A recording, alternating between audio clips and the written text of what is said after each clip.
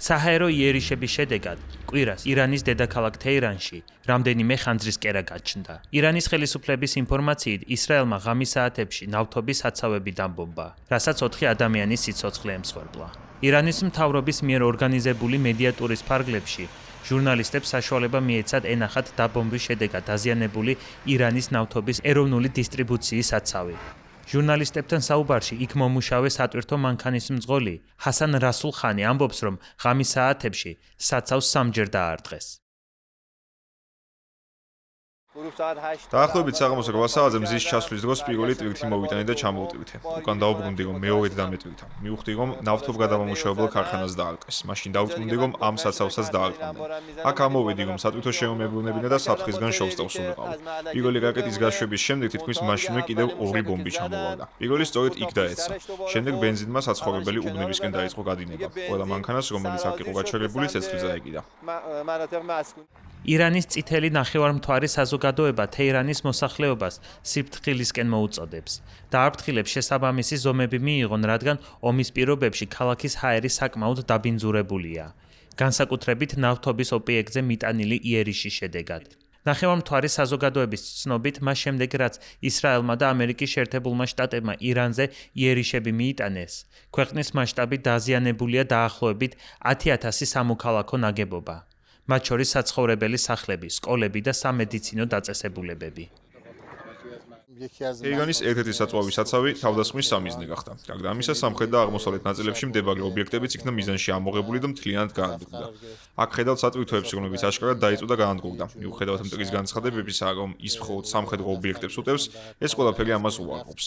ვაცხადებ, რომ ეს სიცრუეა. ამ მომენტისთვის 9670-ზე მეტი არასამხედრო ობიექტია მიზანში ამოღებული.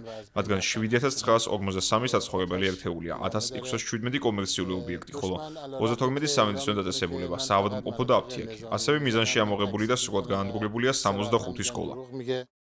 ისრაელი ნავთობის საცავზე იერიშის მიტანას ადასტურებს.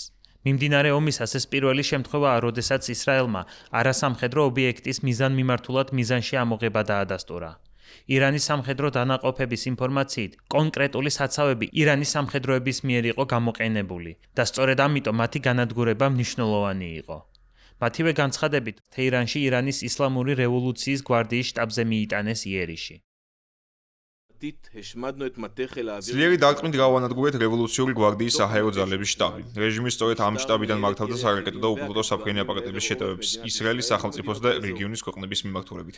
სურათში, რომელიც ახლა ეკრანზეა ნაჩვენები, ჩანს ამირ ალი ჰაჯიზადე, რევოლუციური გვარდიის საჰაერო ძალების ყოფილი მეთაური, რომელიც ლიკვიდირებული იქნა ოპერაცია აღმავალი ლომის დროს. შტაბიდან, სადაც ეს სურათია გადაღებული, ის ტერორისტულ მოქმედებებს მართავდა და ხელმძღვანელობდა. ჩვენ ამ შტაბს დავარყით და ჩვენ ის გავანადგურეთ.